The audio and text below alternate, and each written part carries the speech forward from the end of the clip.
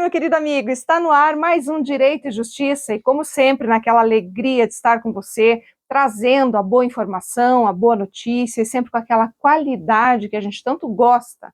E hoje, como sempre, nós temos um convidado muito especial aqui que vai nos trazer muitas informações, muito conhecimento e com aquela simpatia que lhe é tão peculiar.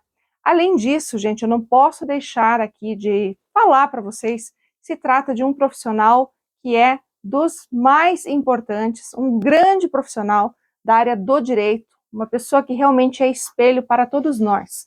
E vai conversar com a gente sobre a sua carreira, sobre seus objetivos pessoais, profissionais e sobre agora um grande projeto que ele tem, que não apenas contempla a questão profissional, como também é uma questão que vai, sinceramente, aqui trazer um reflexo muito grande na sua vida, nos seus, enfim, tudo aquilo que ele quer fazer, né, nos seus objetivos, porque com certeza vai transformar não só a vida dele, como a vida de muitas pessoas, muitos profissionais também.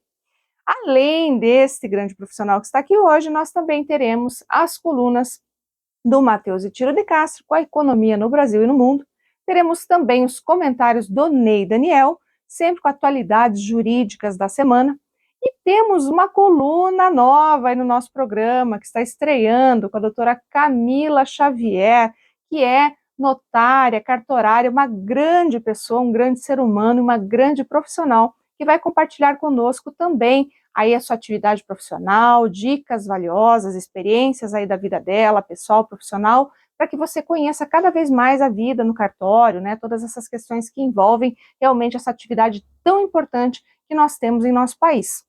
E além de tudo, claro, temos também a nossa coluna de direito imobiliário, que atualiza em relação às questões também desta área tão importante, que é a área imobiliária. O programa está repleto aí de atrações, de conhecimento, de informação e com certeza você não pode perder. Mas antes da gente começar, eu vou chamar o nosso patrocinador. A Domínio Legal Soluções Imobiliárias é uma empresa que possui como objetivo social a gestão imobiliária, no que se inclui a regularização de imóveis. A Domínio Legal Soluções Imobiliárias trata da particularidade de cada cidadão, dentro das necessidades sociais dos moradores das regiões afetadas pela irregularidade imobiliária.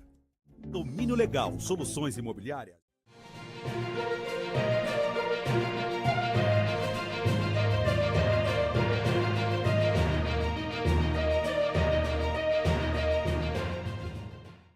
Está no ar mais um Direito e Justiça e como eu prometi a vocês, nós estamos aqui com uma grande personalidade do mundo jurídico, um grande jurista, um grande amigo, uma pessoa que eu admiro muito, que é o Dr. Flávio Pansieri. Flávio, seja muito bem-vindo ao Direito e Justiça. Débora, é um prazer estar no Direito e Justiça e poder compartilhar um pouco das histórias da minha carreira e do constitucionalismo brasileiro nos últimos 30 anos que eu tenho aí me dedicado a estudar e de alguma forma tenho participado desses debates. Que maravilha, Flávio, é uma honra tê-lo aqui, porque você realmente faz história no nosso direito, né, e você realmente é uma grande referência. Lembro aí com muita saudade lá do começo, né, inclusive, de tudo que você tem contribuído, né, tanto para nossas carreiras jurídicas, de forma geral, né, trazendo grandes constitucionalistas aqui para o Estado, inclusive, e sagrando, inclusive, até a capital paranaense como uma grande, aí uma capital que traz e fomenta realmente o constitucionalismo no Brasil, né? Então, assim, eu queria que você falasse um pouquinho para nós da tua carreira, né? O que te trouxe aqui, como foi, enfim, até para o nosso público. Muito bem, Débora. Eu venho morar em Curitiba em 1987, né? Nasci em Jacarezinho, depois mudei para Apucarana, no interior do estado do Paraná, venho para cá para um tratamento de saúde do meu irmão e não saímos mais de Curitiba. Escolhi fazer o direito, efetivamente, por uma questão de vocação, né? Minha família não tinha nenhum advogado na família, ninguém tinha esta carreira, mas eu acreditava efetivamente que era um espaço, um caminho que eu podia contribuir com a sociedade, contribuir para que aquelas pessoas que estivessem à minha volta e de alguma forma me sentir útil na vida que eu pretendia trilhar. Eu fui fazer direito na PUC do Paraná, lá conheci pessoas muito importantes, participei do movimento estudantil, fui do centro acadêmico, da associação atlética, do diretório central dos estudantes. Sempre muito ativo, né? Muito ativo durante todo o período da faculdade. Na faculdade já fizemos muitos amigos e criamos um grande projeto, que nós vamos falar daqui a pouco, que é a Academia Brasileira de Direito Constitucional. Saindo da faculdade, onde fiz estágio quase toda a faculdade no escritório de um grande jurista paranaense, o professor doutor Edson Vieira Abdala, que é um grande criminalista. Sim. Resolvi, então, abrir o meu escritório de advocacia, já recém-formado, ou ainda recém-formado, abri meu escritório de advocacia para tentar uma carreira solo. Desde então, a vida tem sorrido para mim, né? Então, a minha vida profissional na advocacia e minha vida acadêmica tem andado de mãos dadas, por assim dizer, porque os meus estudos no direito constitucional, na especialização, no mestrado, no doutorado e no pós-doutorado, acabaram, de alguma forma, influenciando na minha própria existência como advogado, o que me permitiu participar da Ordem dos Advogados do Brasil e de outras instituições que participo hoje, conjugando essa ideia de um debate teórico que eu tinha nos meus estudos acadêmicos, mas com a aplicação prática, né?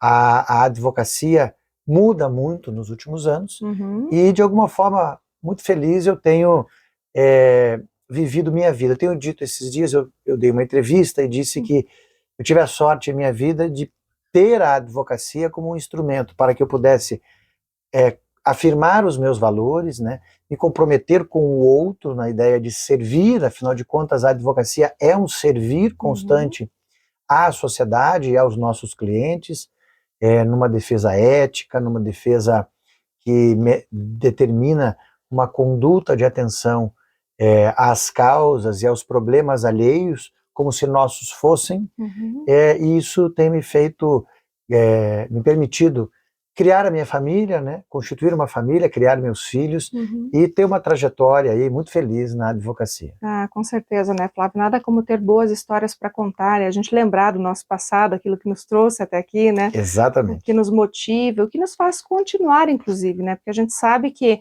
é tão bonito como se diz, né? Não vale a pena só pensar naquele lugar que a gente quer chegar, mas sim apreciar o trajeto, né? Que isso é importante. Esse é um ponto fundamental na minha vida. Eu já há alguns anos descobri que mais importante que a chegada é o percurso. Isso. Então eu tenho tido a sorte em minha existência de me cercar de pessoas que têm me feito este percurso de forma muito agradável. A vida não é simples, né? A vida não é fácil, ela não é feita só de vitórias, mas ela é feita de ideais. Quando nós temos ao nosso lado indivíduos que fazem valer a pena a caminhada, essa caminhada fica mais leve, essa caminhada fica mais sorridente, ela torna a nossa existência uma existência mais singular e ao mesmo tempo que vale a pena.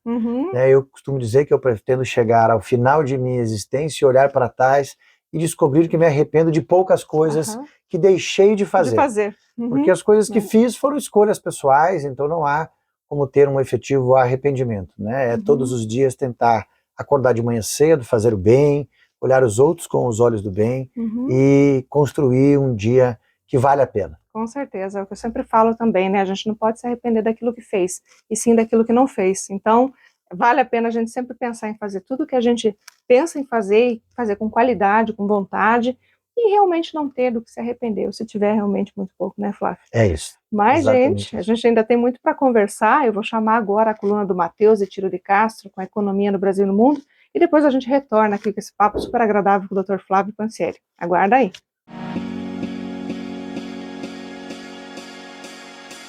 Olá, meu caro amigo telespectador, cá está nos prestigiando mais uma vez em nossa coluna sobre a economia. E hoje, para tratarmos a respeito do recente aumento da nossa taxa básica de juros da economia, a taxa Selic. Em recente decisão, o Conselho de Política Monetária decidiu não apenas encerrar de vez a trajetória de afrouxamento da política monetária, né, como já vinha se desenhando a partir da estabilização da taxa básica de juros no patamar de 10,5%, a entidade decidiu agora, de certa maneira, promover uma política monetária ainda mais contracionista, enrijecendo ainda mais através de um aumento da taxa Selic de 10,5% para 10,75%. E justamente nesse sentido que acaba se fertilizando uma discussão bastante importante, uma questão bastante importante a respeito da eficácia desse aumento da taxa básica de juros sobre o índice de preço, sobre a inflação, tal como vem pretendendo o Conselho de Política Monetária do Banco Central. Eu digo isso justamente à luz de um artigo recentemente publicado por pesquisadores de São Paulo, por economistas de São Paulo, bastante relevante para se compreender a questão da transmissão assimétrica da taxa Selic sobre os diferentes grupos componentes do IPCA, que é justamente o índice de inflação mensurado pelo Instituto Brasileiro de Geografia e Estatística, o IBGE. Nesse estudo, Rafael Ribeiro, Gilberto Tadeu Lima, Marina Sanches e Gustavo Serra acabam trazendo resultados estimando os impactos do aumento da Selic sobre esses diferentes grupos de inflação e obtendo, de certa maneira, resultados bastante relevantes para a discussão da presente política, dado o presente contexto de inflação. Por quê? Os resultados obtidos apontam que determinados grupos acabam, de certa maneira, recebendo impactos muito distintos do aumento da Selic, tais como saúde e artigos pessoais e também transportes. Esses dois grupos, de certa maneira, acabam não sendo impactados da maneira pretendida pelo aumento da Selic, na medida em que transportes tendem a se manter relativamente estável e saúde e serviços pessoais tendem, na realidade, a aumentar seu índice correspondente de preços com o aumento da Selic. Esse aspecto ganha uma relevância central justamente em função do fato desses dois grupos serem os principais que vem estimulando o aumento da inflação ao longo dos últimos 12 meses. Ou seja, na medida em que esses grupos são os que mais impactam a presente inflação e são também os menos suscetíveis aos impactos da Selic, significa que a política monetária acaba, de certa maneira, entrando em um problema, acaba possuindo, de certa maneira, entraves para uma elaboração, digamos, mais refinada para o, para o delineamento da política monetária, né, nesse sentido.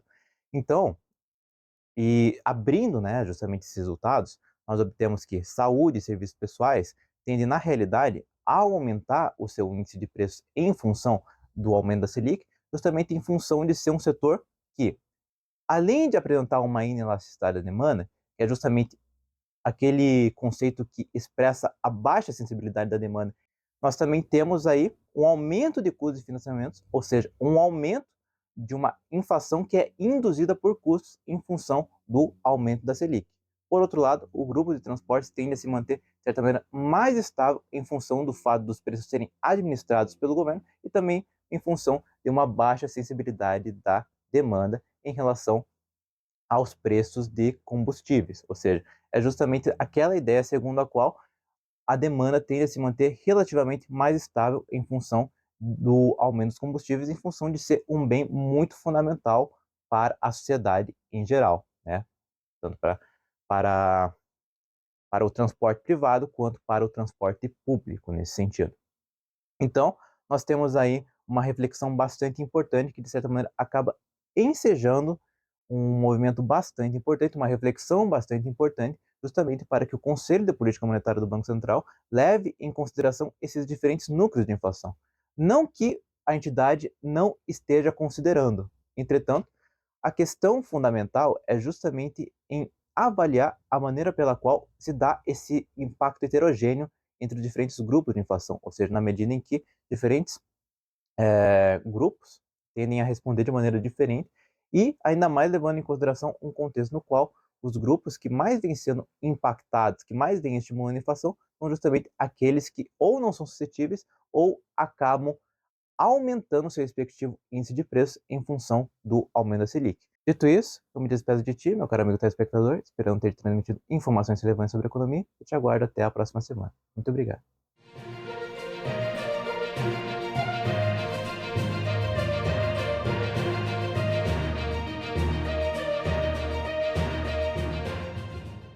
Bom, gente, a gente já teve aqui uma introdução, né, um breve histórico, né, Flávio, daquilo que vem sendo tua brilhante carreira, mas eu gostaria muito que você também falasse com o nosso público sobre a Academia Brasileira de Direito Constitucional, que realmente faz história, marca histórias e constrói muito conhecimento, né, Flávio?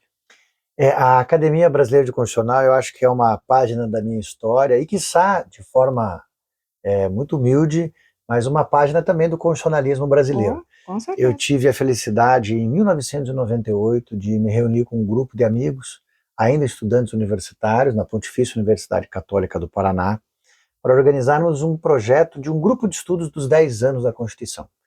Esse grupo de estudos frutificou, fizemos um evento ao final, convidamos um jovem constitucionalista à época para que viesse proferir uma conferência nesse encerramento do grupo de estudos. Esse jovem constitucionalista à época se chamava Luiz Roberto Barroso. Ninguém menos, né? Hoje presidente do Supremo Tribunal Federal. E este grupo deu tão certo que no ano seguinte nós organizamos o primeiro Simpósio Nacional de Direito Constitucional, ainda no ano de 1999. Não existia a Academia Brasileira de Direito Constitucional, mas as ideias que frutificaram em 1999 nos levaram ao ano 2000, já com o apoio do professor Dalmo de Abreu Dallari e inúmeros outros constitucionalistas brasileiros, para que criássemos uma instituição como se fosse um núcleo de defesa da Constituição.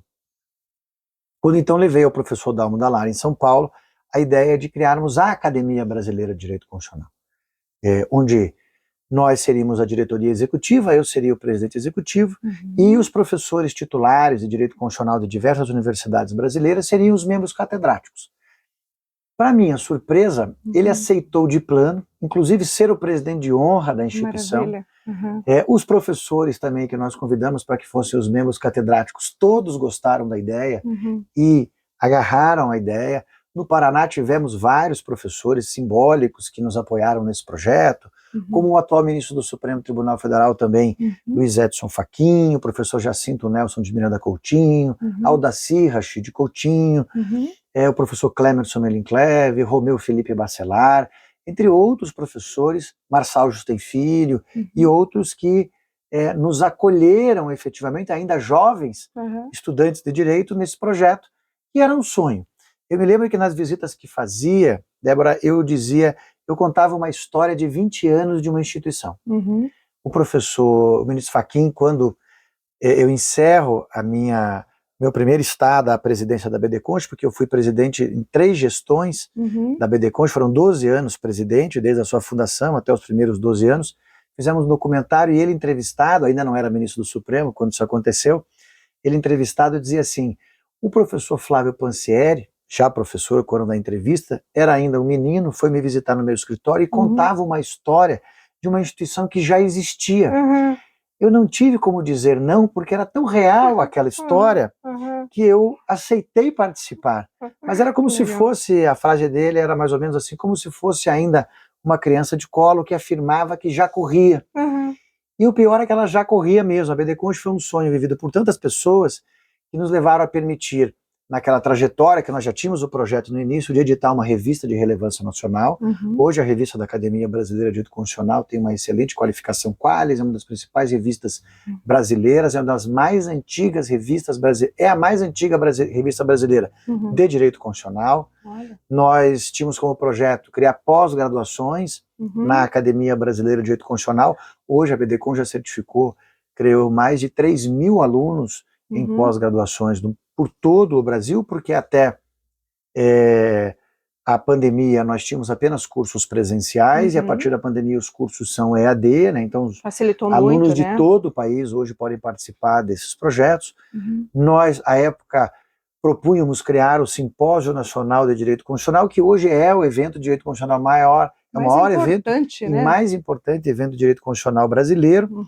Ou seja, aquele projeto que nós tínhamos da criação de uma escola de pensamento democrático, que é nisso que a BD Const se caracteriza, porque o que une os professores que lá estão é o elemento democrático. É óbvio que na Academia Brasileira de Direito Constitucional há uma pluralidade de ideias, professores que poderiam ser classificados assim, mais à esquerda ou mais à direita, mas o que nos une exatamente é essa pluralidade, né? A democracia não se constrói no consenso. Mas sim no conviver no dissenso, reconhecendo o outro como igual e tendo como ideia central o processo democrático. E o respeito, né, sempre, né? Exato, exato. Então a academia ela foi construída a partir deste ideal, onde esses encontros feitos por professores de diferentes matizes ideológicas nos permitiram hoje afirmar que nós hoje temos uma escola de pensamento democrático que participa de vários organismos internacionais hoje, representando o Brasil, de várias redes de estudos de direito constitucional, de revistas de direito constitucional em todo o país. E para mim é uma felicidade, né? Esse ano eu tive a oportunidade, 25 anos depois, voltar à presidência da instituição.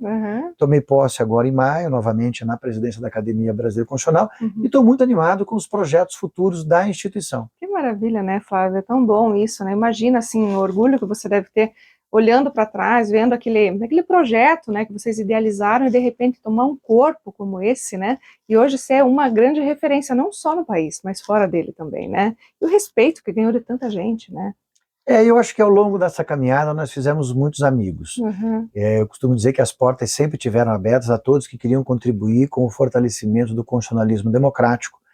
E esses amigos vieram de todos os lados, de diversos países do mundo, né? Eu tenho a oportunidade hoje de afirmar que já ministrei mais de 300 conferências em 7 países do mundo, efetivamente é porque essa ideia da Academia Brasileira de Direito Constitucional me abriu muitas portas e me fez ter muitos amigos espalhados, não apenas pelo Brasil, mas outros países da América do Sul, da América do Norte, da Europa, que nos têm garantido hoje uma rede de conhecimento muito importante para a Academia Brasileira Constitucional, mas também para as pessoas que podem conosco desfrutar desse espaço, que é um espaço de convívio democrático e de ideias, de pluralidade de ideias. Com certeza. Bom, eu sou uma delas, né?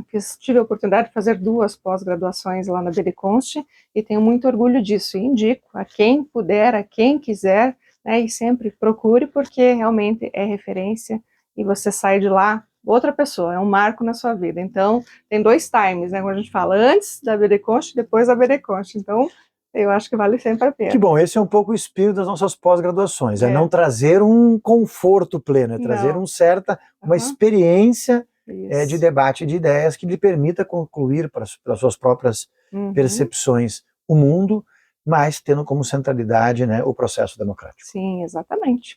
Bom, gente, eu vou continuar com o Flávio depois, mas agora então eu vou chamar aqui o Ney Daniel com os comentários jurídicos da semana. Vamos lá, Ney?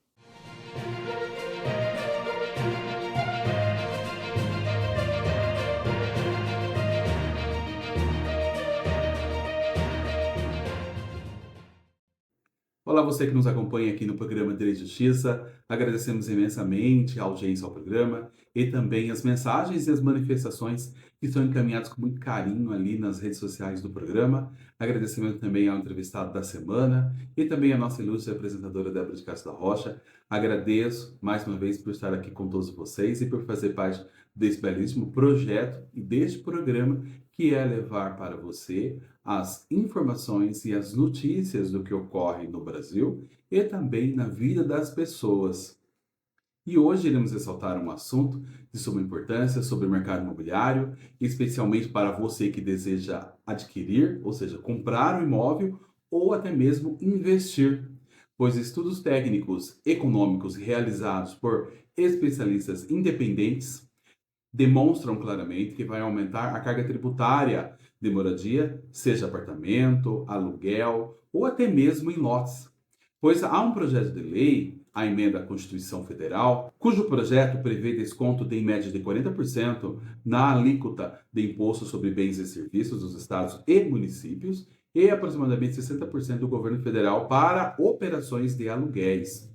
O custo do imóvel no quesito popular, com um preço em média de aproximadamente 200 mil, prevê uma queda de até 3,5%.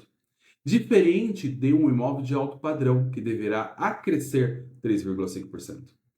Deste modo, a reforma tributária ocasionará menos tributos aos imóveis populares e que deverão aquecer, neste período, o mercado imobiliário. A reforma deverá aumentar muito a eficiência no setor da construção e também da incorporação, pois ao permitir recursos de crédito sobre os insumos, pois o objetivo é prever a adoção de métodos construtivos muito mais eficientes. Espera-se evoluir com as tratativas junto ao Congresso Nacional e ao governo para esclarecer os impactos e decisões políticas sobre o setor imobiliário, na moradia e também na geração de emprego. impactando assim o aquecimento do mercado imobiliário. Bom, gente, espero que você tenha gostado dessa informação e quer saber mais sobre o mercado imobiliário ou então formas de aquisições. Então entre em contato conosco, encaminhe uma mensagem para nós e continue acompanhando o programa Direito e Justiça. Domínio Legal, soluções imobiliárias.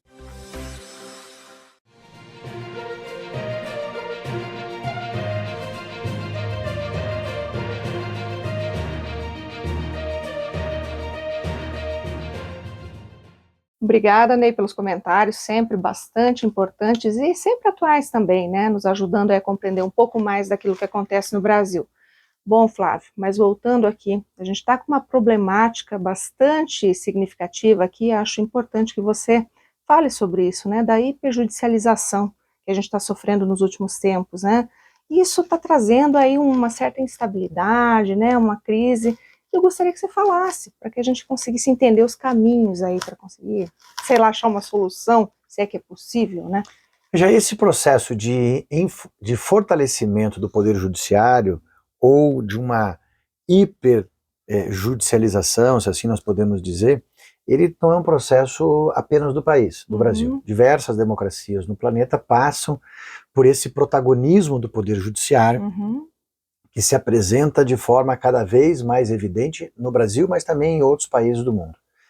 Essa lógica de um judiciário que seja capaz de dizer o direito, muitas vezes para além do que a lei determina, é um quadrante que vivemos, que tem início no Brasil a partir de 2004, em uma série de decisões da Suprema Corte Brasileira, e eu já venho alertando desde 2004 que nós chegaríamos a esse ponto 20 anos depois.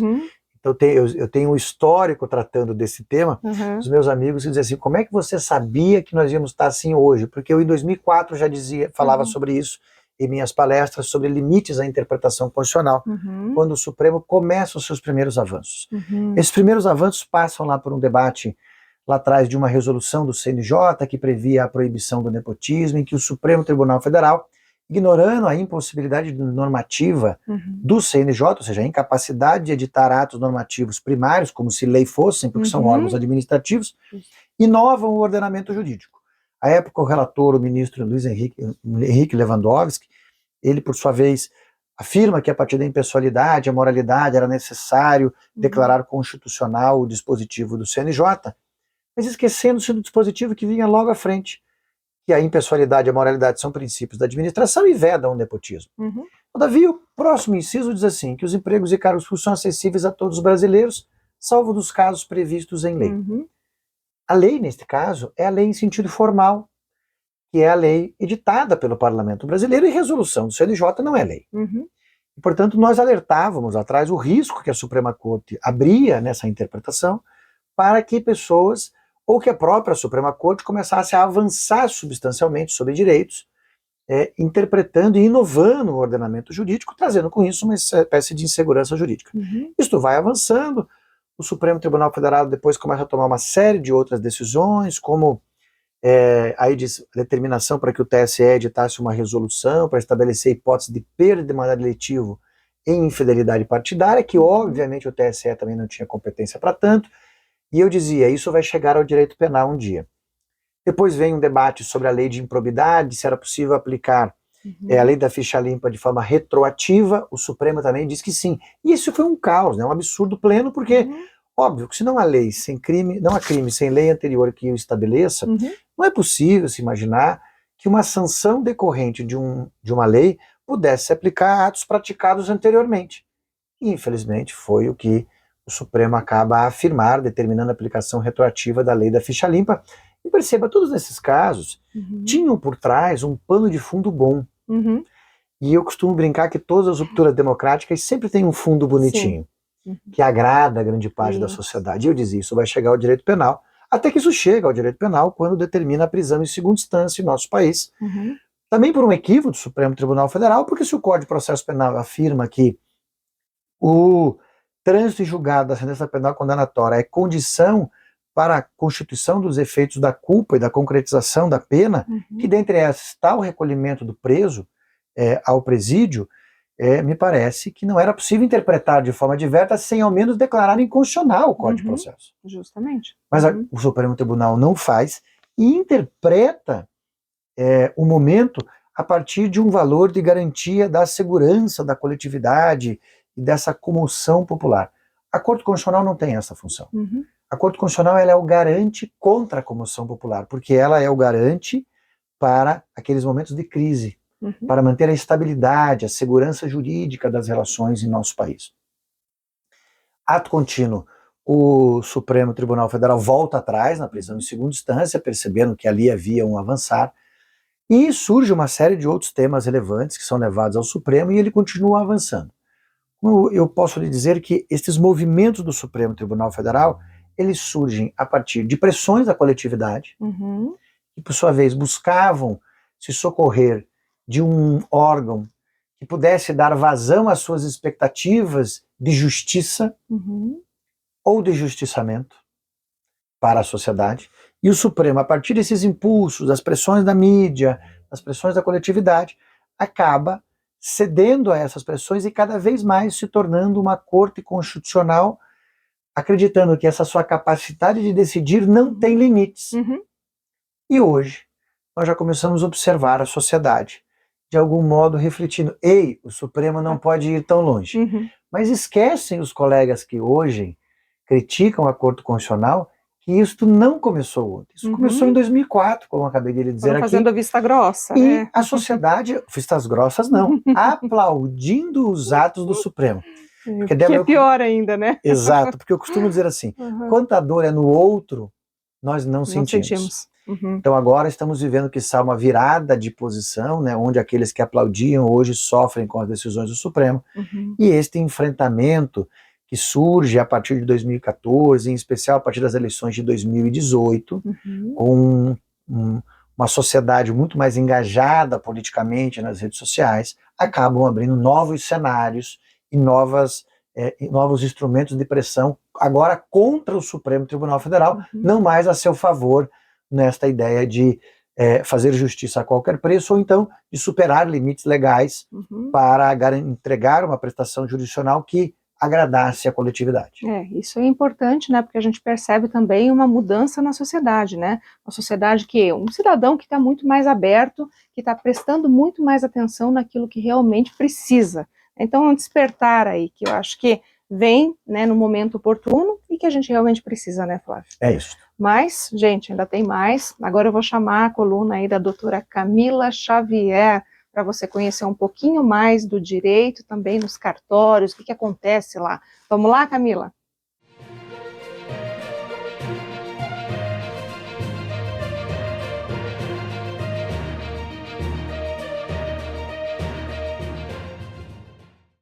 Imagine a seguinte situação. Você vendeu o seu carro e o comprador não transferiu o bem para o nome dele. De repente, você começou a receber multas e até mesmo cobranças de IPVA.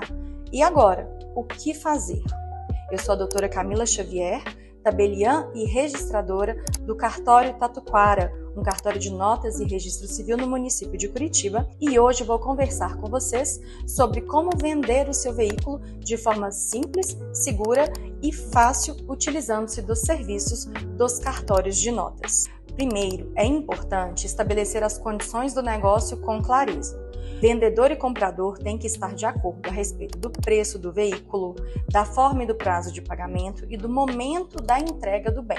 Após essa primeira etapa, é hora de vir ao cartório de notas de sua preferência, preencher o documento do veículo, o CRV, e fazer o reconhecimento de firma por autenticidade do vendedor e do comprador. Após o reconhecimento de firma por autenticidade, é muito importante que o vendedor solicite 2 cópias autenticadas ao funcionário do cartório. Por que 2 cópias? Uma, para que ele guarde consigo em casa, em local reservado, para que possa utilizar caso no futuro tenha algum problema envolvendo este bem. A segunda é para que ele possa fazer o comunicado de venda ao Detran. Através do comunicado de venda, o vendedor comunica ao Detran a alienação do seu veículo. e a partir daquele momento ele se desobriga da responsabilidade civil, penal e tributária envolvendo aquele bem.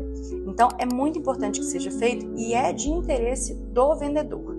Isso porque, em regra, logo após o reconhecimento de firma, pagamento de valores, o veículo é entregue ao comprador.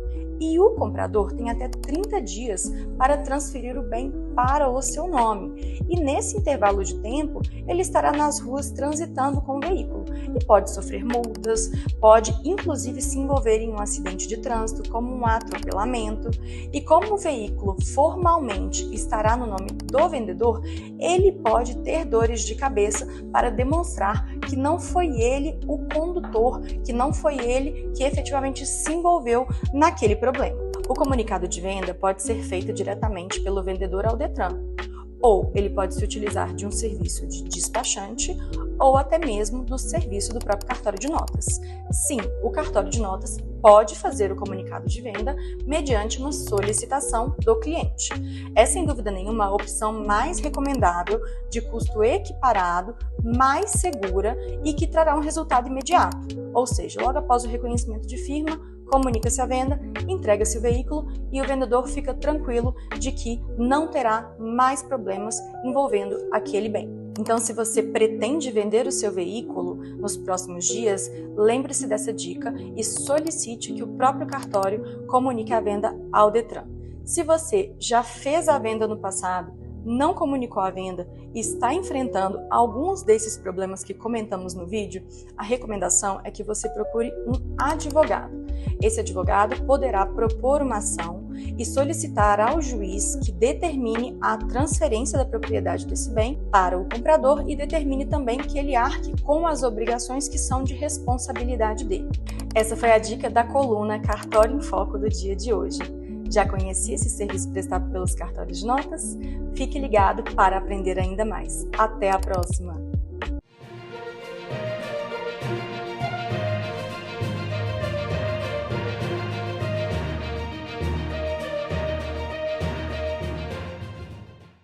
Bom, gente, voltamos agora para falar aqui um pouco de polêmica, Flávia. A gente sabe que, né, nem só de flores a gente vive, a gente já está vindo aí justamente de um momento que a gente começa a despertar um pouco para esses acontecimentos aí do STF, limites de julgamento ou até limites de atuação. E nesse sentido, Flávio, eu queria ver e falar com você sobre uma questão que é bastante importante para nós, que é a fake news aí tão levantada. Então, agora, né, nesse momento importante aí de, inclusive, eleições, né, que a gente está vivendo, né? E a gente entra nesse assunto, esse inquérito das fake news, aí como que tá isso? Veja, esse é um dos temas mais candentes, né, de nosso país, porque ele tem atraído a atenção da imprensa, tem atraído a atenção da imprensa internacional e, de alguma forma, tem trazido uma comoção e uma conflituosidade para além do adequado para a Corte Constitucional Brasileira. Este inquérito das fake news, já apelidado até mesmo de inquérito do fim do mundo, porque todos sabem que um dia vai terminar, mas não se imagina quando ele vem. Este inquérito, por sua vez, ele foi criado pelo Supremo Tribunal Federal com base em um dispositivo do regimento interno do Supremo Tribunal Federal que diz que compete ao Supremo investigar, a partir de próprios inquéritos, que serão presididos por um ministro da Corte Constitucional, crimes cometidos no interior do Supremo Tribunal Federal. Essa interpretação feita para a criação deste inquérito, que na realidade não apurava crimes dentro do Supremo Tribunal Federal, apurava supostamente ameaças e incitações de discurso de ódio contra os ministros da Corte, contra a institucionalidade da Corte, de forma externa em toda a coletividade, e parece que tem um primeiro erro nisso aí. Eu, desde 2019, tenho afirmado que este inquérito era inconstitucional. Inconstitucional porque o Supremo Tribunal Federal não tem competência para administrar esses inquéritos. Obviamente que com o acirramento dos ânimos em nosso país, o Supremo foi se unindo em torno desse inquérito, criando uma maioria favorável à constitucionalidade deste inquérito, mas me parece que isso não muda em nada o seu início, a sua inconstitucionalidade originária. Me parece que isso só vem se agravando com o passar do tempo, pois vem se absorvendo neste inquérito todo e qualquer tema, em especial que quando trata de discursos e de temas que possam ou não ser tratados nas redes sociais por determinados segmentos da sociedade. Me parece que nós temos que dizer o nome das coisas, me parece que neste caso há sim um certo cerceamento há um cerceamento no discurso em nosso país, feito diretamente neste inquérito, onde tem se decidido o que pode-se e o que não pode se dizer, quais os atores que podem ou não dizer, e em especial, o que mais me preocupa, sem uma espécie de controle, efetivamente, através do procedimento. Porque o inquérito tem se avolumado numa série de fases que, por sua vez, demonstram um equívoco por parte do Supremo Tribunal Federal, que imagina que um relator é relator de todos os fatos, hoje em dia, que tratem de quaisquer ofensas ou acusações ao Supremo Tribunal Federal. Não é possível ter um foro elementar para isso. Em especial, quando nós compreendemos que o foro inicial já estava equivocado pela interpretação feita. Isso tem trazido à Corte Constitucional um desgaste muito grande. Me parece desnecessário, porque esses fatos deveriam estar sendo investigados pelos juízes de primeiro grau, com a participação do Ministério Público, com a possibilidade dos recursos todos cabíveis, e tem atraído para a Corte Constitucional, me parece, que um conflito exacerbado e desnecessário. Até um descrédito, né, mesmo? Também. De algum modo, esse enfrentamento que nós tratamos no bloco anterior, desse fortalecimento do Poder Judiciário, que foi aplaudido durante quase uma década e meia, ora entra em xeque, na medida em que a sociedade, ora, imagina que o Supremo está avançando em temas que não deveria. O tema mais picante dos últimos dias é esse debate quanto às implicações da Rede X, que foi determinado o seu desligamento no Brasil, por não cumprir algumas determinações do Supremo, dentre essas, a necessidade de manter um representante, e obviamente que a Rede X tem a obrigação de manter um representante no Brasil. Sim, por lei, né? Agora a pergunta que é importante aqui é o que a Rede X está fazendo dentro desse inquérito? Quando foi que a Rede X foi acusada de algum crime a ser cometido dentro do Supremo Tribunal Federal? Ela nunca foi acusada disso. Aí que está, né? Essa competência universal para promover uma correção discursiva no Brasil, ela tem sido atribuída a este inquérito e ao ministro relator competente, determinado pelo Supremo, de uma forma quase sui generis. Então, todos os temas que discutem debates discursivos não estão sendo mais tratados pelo Parlamento brasileiro. Hoje não é a lei federal que regula o que pode ou não ser dito, como será feito o controle. São os convênios do TSE e do Supremo Tribunal Federal com as redes. Então me parece que vivemos um momento de crise, precisamos avançar nesse debate. É importante dizer que nos últimos anos todos estávamos calados. Eu tenho a satisfação de dizer que desde 2019 tenho falado sobre isso, tenho ficado contra, então eu não fiquei calado, mas a sociedade estava calada. Sempre se posicionou, né? A imprensa, grande parte estava calada, mas chegou a hora de falarmos sobre isso. Os grandes veículos têm falado sobre isso, os jornalistas, os filósofos, os cientistas políticos e os juristas começaram a pensar e a refletir, até mesmo o presidente do Supremo Tribunal Federal nas últimas semanas, de que talvez esteja na hora do encerramento deste inquérito, para que a gente possa construir uma nova página no processo democrático brasileiro. É o que esperamos que aconteça, né? Mas temos que aguardar as cenas do próximo capítulo ainda, né, Flávio, para ver. Como você tem dito, né? O inquérito, ele parece algo sem fim. A cada momento surge um novo tema para se investigar e ele não se encerra em nenhum momento. Mas me parece que o Supremo Tribunal Federal percebeu já esta posição e em breve teremos aí um desfecho, eu espero, que o melhor possível dentro deste inquérito. Que bom, vamos esperar e vamos torcer para o melhor, né? É isso. Mas, gente, vamos chamar agora, então, a coluna de Direito Imobiliário e, na sequência, também vamos chamar aí uma palavra sobre os sindicatos advogados do Estado do Paraná, para que você também entenda um pouco mais o que é esse órgão e a importância dele. Vamos lá?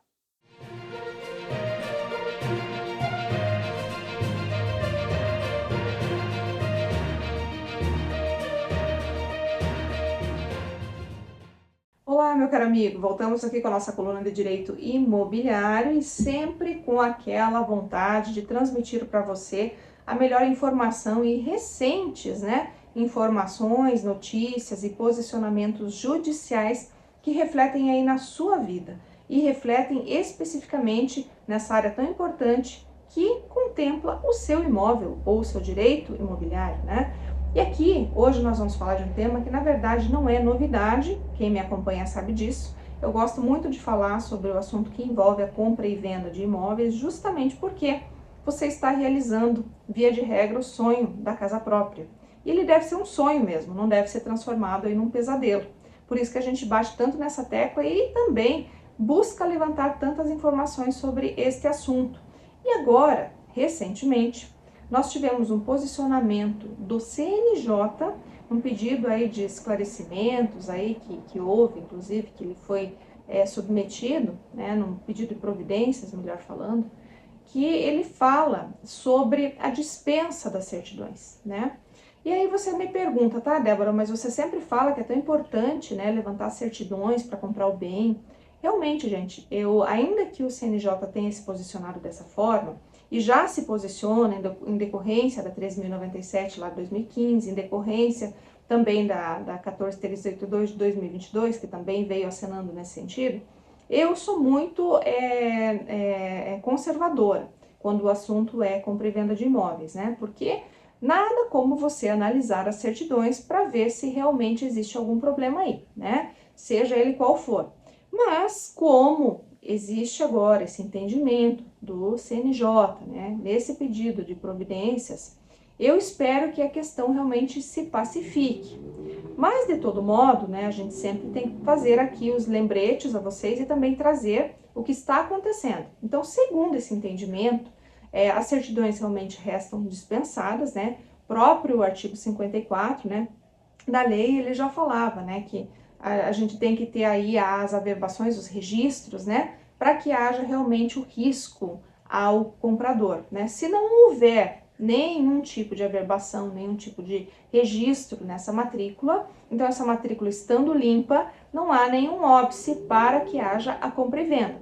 Então eu tenho que pensar agora, eu preciso ter a matrícula atualizada e preciso também ter a certidão de ônus, que esses documentos são essenciais para você fazer o negócio. Não tem como dispensar, e a matrícula tem que ser atualizada com menos de 30 dias. Não pode passar disso, tá? Então, sempre pensem quando forem celebrar um negócio jurídico de extrair uma matrícula atualizada com menos de 30 dias com certidão de ônus, tá? Esses documentos realmente são indispensáveis. Agora, quando a gente fala em outras certidões, em especial também certidão de distribuidores ou certidões forenses, o CNJ vem justamente para destacar que elas são dispensáveis, tá?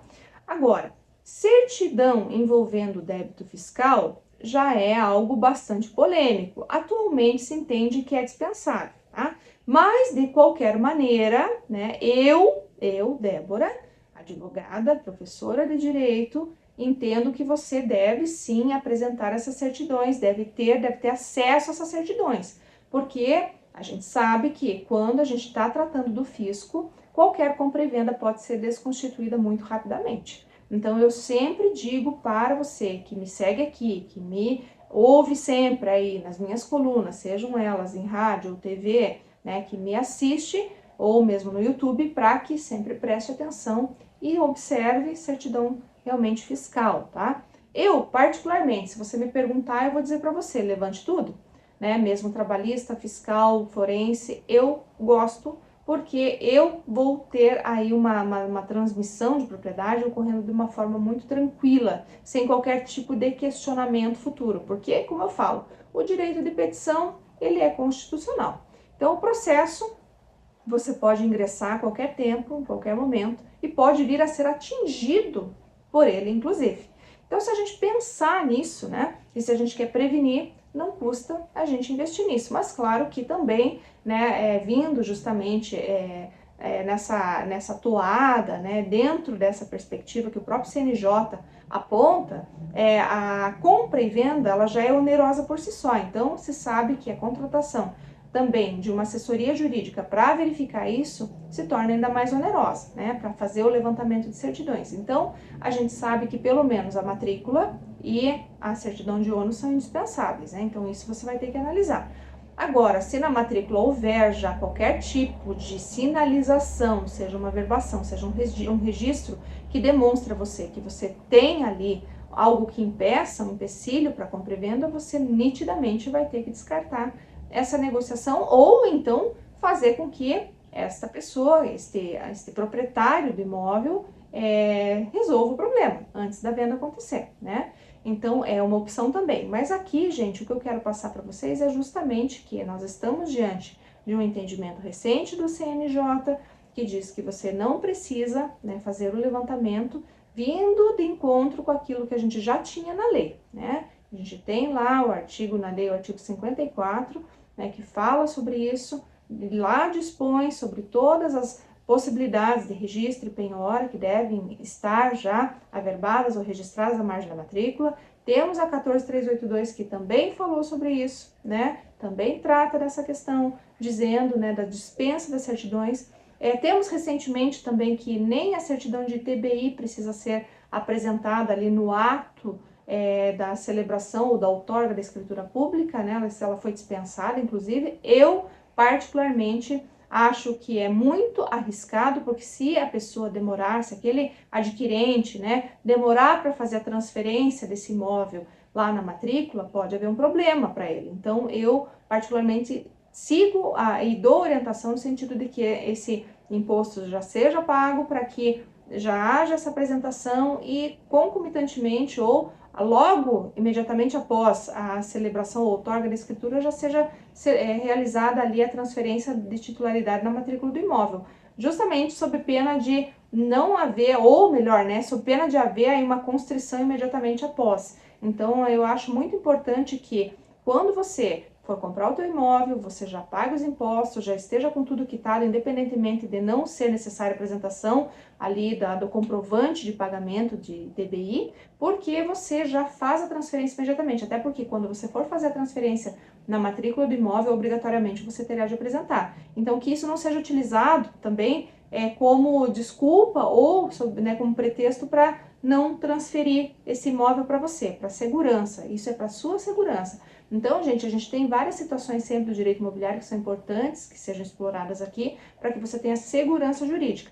E, sobretudo, a gente também tem que falar de um aspecto importante aqui, que é a due diligence imobiliária. Ainda que todas as certidões sejam dispensadas, com exceção da matrícula imobiliária e da certidão de ônus, a gente tem que lembrar que tem imóveis que podem ter muitos problemas ambientais, por exemplo, né? E você comprar desavisadamente e depois não poder fazer ali uma construção, não poder, enfim, ter um projeto aprovado. Então é muito importante que você, a depender da sua situação, faça essa due diligence e já contemple a análise de todas as certidões, porque o que eu sempre falo aqui, o que abunda não prejudica, gente. Se você já está fazendo investimento pesado, se você já está comprando o teu sonho, está realizando o seu sonho da casa própria, não custa realmente tomar todos os cuidados necessários. Mas sabendo que, se eventualmente não puder fazer por algum motivo, que, conforme o entendimento do CNJ, você tem aqui resguardado, então, o seu direito de ter ou levantar a certidão de ônus e a matrícula, que são aí indispensáveis. Quanto ao restante, a gente já sabe que se tiver qualquer problema posterior, você está resguardado por esse posicionamento recente. Tá certo, gente? Se você gostou dessa informação, então compartilha, me segue nas redes aí também, para você conseguir ter as informações recentes que a gente sempre está lançando aqui no nosso canal e também em tantos veículos de comunicação semanalmente, tá certo? Então, sendo isso que eu tinha hoje para trazer para vocês, me despeço na certeza de que pude aproximá-los um pouco mais do seu direito na área imobiliária. Um grande abraço e até a próxima!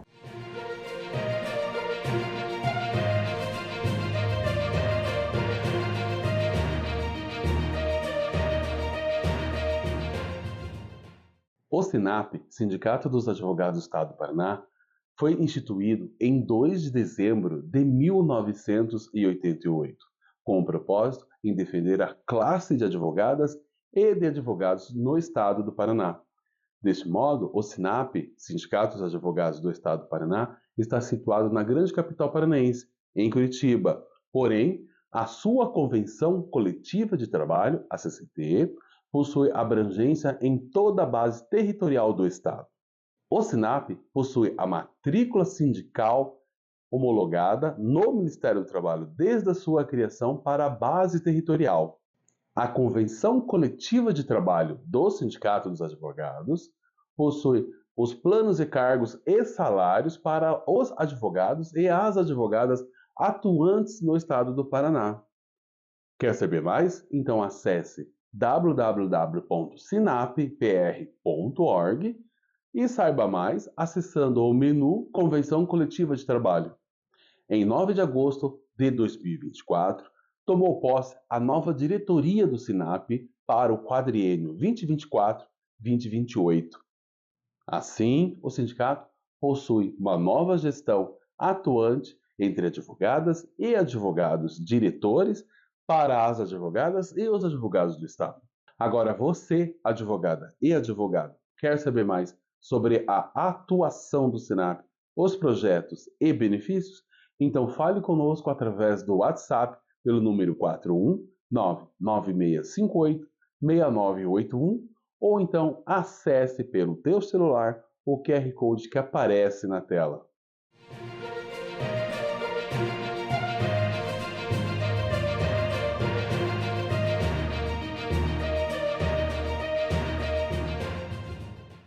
Então voltamos após aí a coluna de direito imobiliário e também aí a palavra sobre o sindicato para conversar com o Flávio. Um passarinho me contou que você agora é pré-candidato, então, aí às eleições da nossa Ordem dos Advogados do Brasil, seccional do Paraná. É, Flávio? É verdade, Débora. Nós conseguimos o direito de nos dizermos pré-candidato judicialmente, né? A Ordem dos Advogados do Brasil, no ano anterior, editou um provimento no Conselho Federal, o provimento 222, foi o provimento mais antidemocrático da história da Ordem.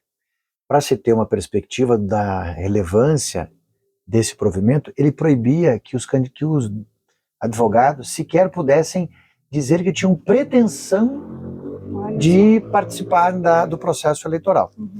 Nós, inconformados com esse tema, fomos ao Poder Judiciário Federal do Paraná, que concedeu uma medida cautelar, permitindo com que todo e qualquer advogado possa afirmar que pretende ser candidato, então que é pré-candidato, a esse tema para poder discutir os temas da ordem, né? É muito importante que nós possamos perceber que a advocacia hoje precisa ter um olhar voltado ao advogado jovem, mas também ao advogado maduro. Nós precisamos ter um trabalho que garanta, permita a inclusão dos jovens no mercado de trabalho, mas a manutenção do advogado maduro. Eu tenho visitado o estado do Paraná e conversado com muitos advogados e percebido muitos dos advogados deixando a advocacia para outras atividades, considerando quase às vezes a impossibilidade em razão da ausência de ferramentas para se manter na advocacia. Então a ordem precisa ter uma visão mais acolhedora da advocacia e mais firme e intransigente quanto às prerrogativas profissionais. Me parece que burocratizamos o sistema de gestão nisso no país todo. Temos um sistema hoje que demora muito para responder o advogado, mas também um sistema de formação da advocacia, através da sua Escola Superior de Advocacia, que garanta ao advogado uma formação de qualidade, com cursos que, por sua vez, sejam voltados para a prática profissional, cursos curtos que entreguem ao advogado ferramentas para que ele possa estar inserido no mercado de trabalho e, com isso, defender as suas próprias prerrogativas. Em âmbito nacional, nós temos discutido muito a necessidade de voltarmos a debater as eleições diretas para a Ordem dos Advogados do Brasil. Eu sou um defensor, inclusive, da eleição direta, não apenas para o presidente do Conselho Federal, mas também eleições diretas para os conselhos estaduais, seja para os conselheiros federais, porque isso traz ao grupo que lá está posto. Primeiro, você pode ter um grupo, não um bloco majoritário, como as eleições são hoje, que são eleições com chapas fechadas, né? Você pode ter lá, de 150 conselheiros, pode ter 30 conselheiros de um grupo, 30 conselheiros de outro grupo, 40 conselheiros de outro, e com isso uma representatividade maior da advocacia. Parece que isso seria muito salutar à advocacia, isso traria novos ares, né? Traria, quiçá, uma ordem de portas e janelas Isso, abertas, uma participação muito maior. com uma participação muito maior dos advogados, né? Isso me parece que é um ponto fundamental. Mas uma série de temas são relevantes, né? A gente tem ouvido a advocacia, e um dos temas que a nós é muito caro é o tema, por exemplo, do piso ético da advocacia.